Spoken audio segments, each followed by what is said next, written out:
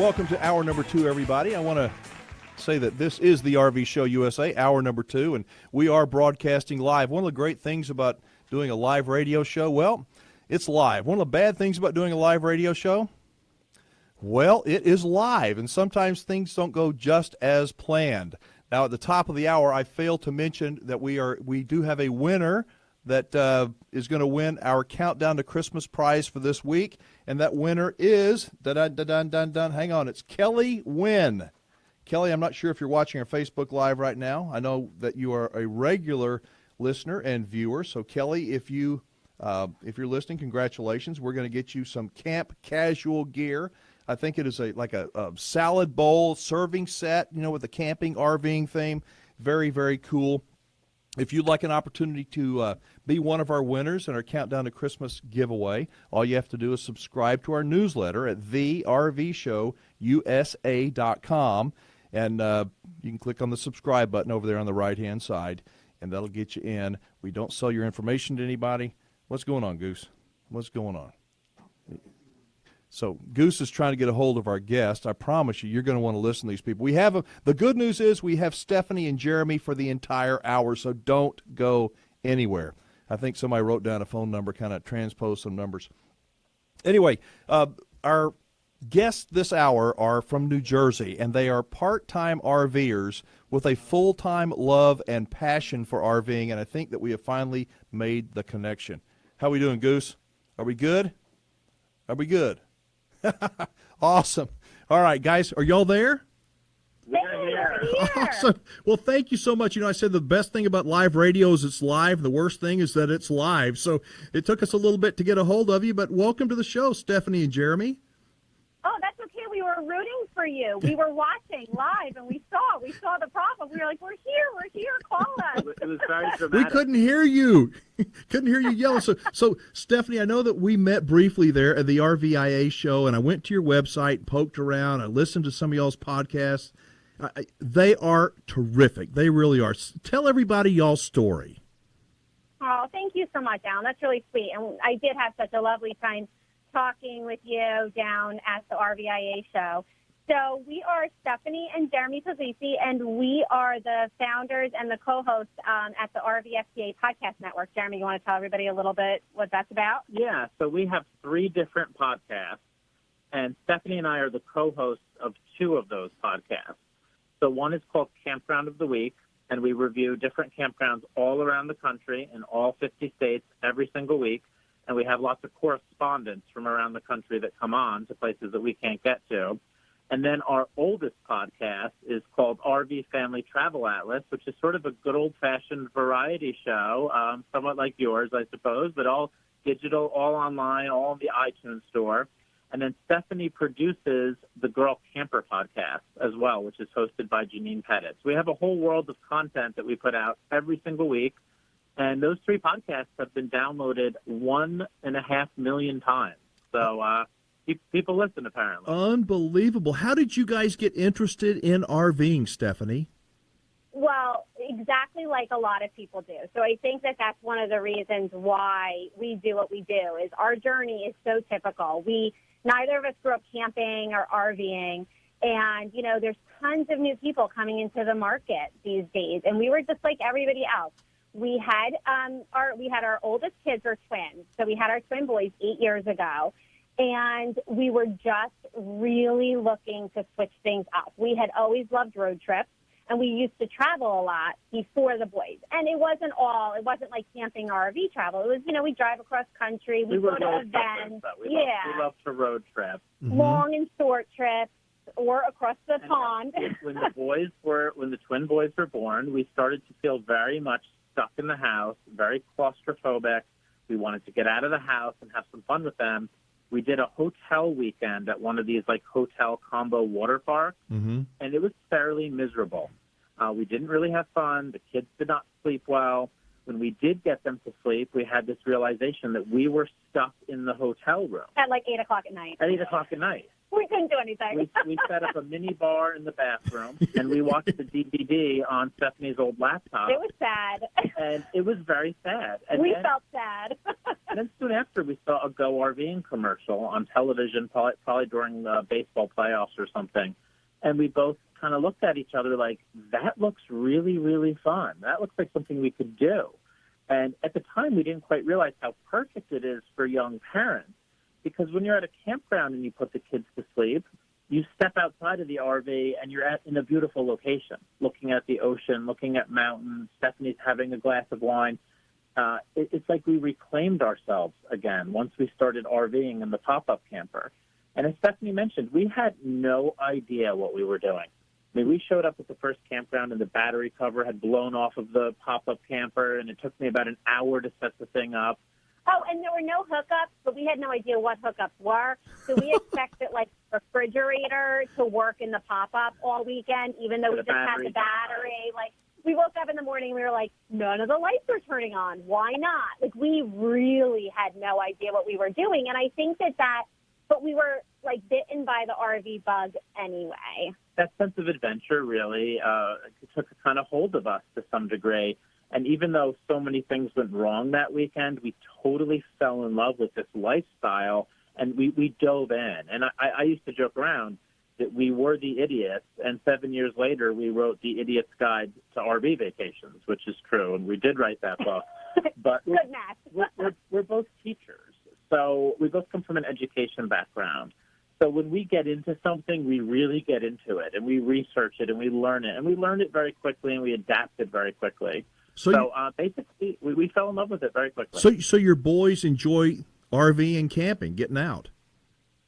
Oh, my gosh. They absolutely love it. At different points, they've both wanted to become park rangers. They ask us when the next RV trip is. In the winter, we all get a little depressed and a little sad. And now we've actually started to camp in the winter here in the Northeast. They love it so much. They can't wait. We can't wait for the next trip. You know, as educators, because I read that somewhere on your site that you guys, and you just said it, you're educators. What benefits do you see from having children connected with nature? Do you see any that maybe getting them away from their screens for a while and connecting with their, the earth, if you will? Well, it's so important. And the thing is we one of the things that we say is we're really not judgy because a lot of parents do it a lot of different ways, and we're all just doing our best. Mm-hmm. But because Jeremy and I are both English teacher, we have English teacher backgrounds, and we're readers and we're writers, it was always super important for us to raise our kids with limited device, exposure. We definitely have strong opinions on that, and it's tough, especially now because it's just so prevalent and it's everywhere, right? Us parents walk around with our devices in front of our faces all day, so how can we expect our kids to be disconnected? But, camping does make it easier because when we're at a campground, our boys have just activity and outdoor recreation right in front of their faces all the time. And, one of the things some people are like, oh, I like state parks and I like to really disconnect and get away from it all. For us, one of the reasons why a lot of private campgrounds, like, say, Jellystones and stuff, really worked for our family when our kids were little was because we were showing them that camping was fun, right? We were doing activities with them like sand art and playing at the playground and being in the pool. Yeah, I think that to get back to your question there about, like, the benefits of nature, I think our boys are very confident. They're very social. They're good problem solvers. And I think a lot of that does come from spending time around at the campground and being around other people as opposed to just being glued to that screen. Now, we don't want to get too preachy. Our boys do occasionally watch cartoons, and Grandma did get them iPods. But when we went to the Pacific Northwest last summer on a 25-day trip, Stephanie and I molded over, and we decided to leave the iPods behind and not bring them on the trip. I don't think the boys asked for them once. Right? Yeah. I mean, they didn't miss them once. They were enjoying the hiking, the canoeing, the kayaking. They love those things, and they feel confident doing them. As long as we check the Yankees score on our phones. I tell people all the time, our kids do not have nature deficit disorder, which is, I think, a real thing that some kids sadly do have because they're in front of the screen too much. I do, too. All right, guys, we're running up against the clock. Can y'all hang on? Oh, yeah, we'll be here. All right, good deal. They are Jeremy and Stephanie Puglisi with RV Family Travel Atlas, and we've got them for the entire hour. If you're watching our Facebook Live, you got any questions, feel free to post them right there. We'll get to them this hour. You're listening to the country's #1 radio show about the RV lifestyle, The RV Show USA. The RV Show USA. Start living the RV dream today. And we are back at 21 minutes past the hour. I'm Alan Warren, the RV guy, with our good friends from New Jersey. They're the Puglisis. They are Stephanie and Jeremy, who have RVFamilyTravelAtlas.com. That's a mouthful, but you guys do such a terrific job and just communicating. You've got a great chemistry between you. Well, Alan. That's what I keep telling her, Alan. Does she believe it yet, Jeremy? Does she believe it?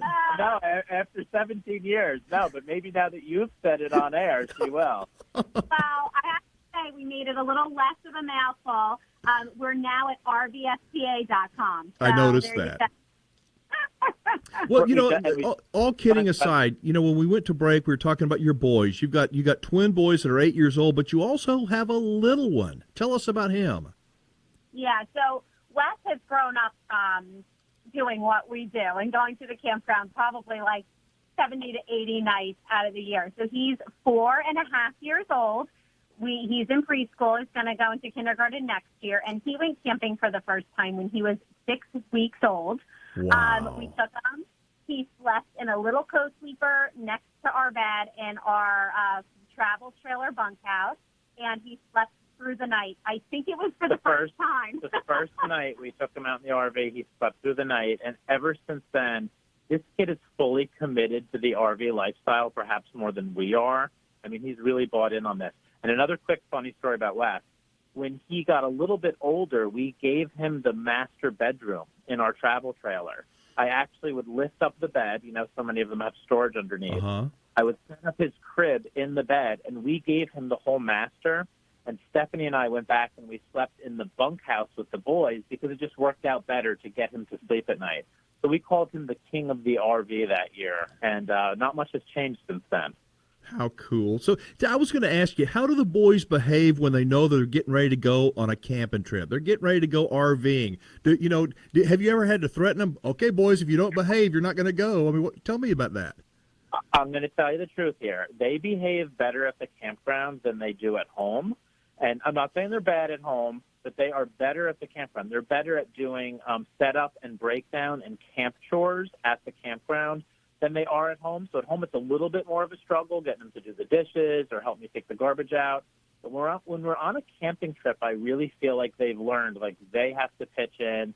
They have to help set up the RV. I mean, Wesley will help put the stability jacks down on the RV. Wow. And one time an adult woman was walking by, and she yelled at me, and she said, "Sir, he's pressing the buttons on the RV." And I said, "I know. He's putting down the stability jacks for me." And he was do it that. A 4-year-old. Yeah. Yeah. Well, you know, and it's been helpful for us, like, to really engage them. And we talk about this on our podcast a lot, like treating it like it's a family activity. Like everybody plays together, but everybody works together too. And so our boys are actually really good even at packing up for a trip now. And, you know, they have their packing cubes that they have, and I can say, okay, you need 5 pants and 5 pairs of shorts and socks and undies, and they'll do a pretty good job. I mean, I kind of still have to, like, do quality control on it, but I think that it's helped us build their independence and their responsibility in ways that sometimes it's a little easier to let it go at home because you're just trying to get through the day and the busyness of the whole thing. Last summer, we were all sitting around at a picnic table at a Jellystone campground. It was about the 3rd day we were at the campground. And an older man came up to me and said, "Sir, are you a drill sergeant in the Marines or in the Army?" And he was being very serious. And I was like, "No, I'm an English teacher. I'm about as far away from a drill sergeant as you can get." And he said, "Well, I was incredibly impressed at how your son set up camp the other day." And that was about one of the nicest things anyone has ever said to me. I was really flattered by that, and it made me appreciate my boys more than I do. Yeah, let's talk about RV Family Travel Atlas, guys. How did that come about? How did it all begin? Whose idea was it? Tell me about that. Oh gosh, I don't know. You're going back. I mean, Yeah. we were heading out on a huge trip in the pop-up camper. We were doing our first 3-week trip to Vermont and Maine. And I think I had been pestering Stephanie about starting a blog. And she finally said, okay, let's do it. You know, we're going on this big trip. Let's start this. And we started blogging for family and friends and just people we knew who we thought might enjoy reading it. That was back in the days of Blogspot. Like, you know, it was just, I think in one afternoon, I just put up a little Blogspot page, and it was actually called The Lively Little Campers at that point. Mm-hmm. And we were just really telling stories about this family adventure because literally no one we knew owned an RV or camped. Like, this is not something that we were surrounded by. We also felt, too, that a lot of the content out there was created by full-timers or snowbirds, retirees, yeah. Which is all great. I mean, it was great content and still is. But we didn't feel like there was content necessarily for couples with kids. The weekend warriors. The weekend warriors in their 20s or 30s. So I think eventually we started to realize, oh, we're filling a bit of a niche here in terms of RV industry content. And once more people started reading it, we started taking it more seriously. And then over time, it developed into the podcast, which has now grown into a family business, small family business like any other. So do you teach? Are you both school teachers, and then you do this on also in addition to teaching? Well, this was a side gig for a long time. I would say probably about 5 years. It was just us writing, doing freelance writing on the side. And we kind of got busier and busier with that. We were working almost every night with deadlines that we had for a lot of different people. We almost had more freelance writing than we could handle. And then in the spring of, I guess it was like 2015, we were asked to write the Idiot's Guide to RV Vacations. And we said yes, and that summer we wrote a book while we were on the road mostly, actually, because we already had our whole summer planned. And by the end of that summer, we had written a book, we were doing a weekly podcast, and we were doing a lot of freelance writing. We were like writing for Progressive Insurance and for Go RVing. Yeah. And we just kind of looked at each other and said, we either have to stop doing this because it's so time-consuming, or we have to take it more seriously and look at it as a business. And at that point, we decided that Stephanie should quit her teaching job and we should just dive in and give it a shot as a legitimate family business. And I have to say now, in retrospect, it's one of the best decisions we've ever made. I stayed in the classroom, and I've slowly pulled out of the classroom a little bit. I teach about 3/4 time right now. I leave early a couple days to come home and record. I work at a private school, and I've been there a long time, so they've been nice and flexible with me as my life has changed a little bit. And all my students think it's ridiculously cool that we are in TV commercials and we do all this interesting stuff and write books. So they want him to stay, so they keep making it easy for him to stay. Hey, I think what y'all do is ridiculously cool, too. So I don't think your students are the only ones. Yeah, and I still love teaching, too. You know, I still enjoy that. And the boys are in school, you know. So they're in school, and so I go off to school every day, too. And then we get together at night after we put them to bed, and we record our podcast, and we interview people and do all the writing. And it's working out pretty well. We're busy now. Yeah, I can see you're real busy. I think you do a terrific job. You know, we have only just begun. I want to ask you a little bit more about the Idiot's Guide. I want to, when we get back from the break, I want to know if you ever get time alone, if you ever ditch the kids and you guys just go RVing on your own. So you can hang with us for some little bit longer, can't you? Yeah, so, as long as you want. That's my question. The boys are asleep upstairs. We're with you as long as you want. It's there a blast. You go. Thanks. All right, guys, we've got Stephanie and Jeremy Puglisi on with us, and they are with RV Family Travel Atlas. They do such a terrific job. We're going to talk about their Idiot's Guide, RV vacations, and a whole lot more right here on the RV Show USA after this. And like I said, I'm going to ask them if they ever leave the boys at home or leave them with a babysitter so they can get out and camp by themselves. We'll be right back.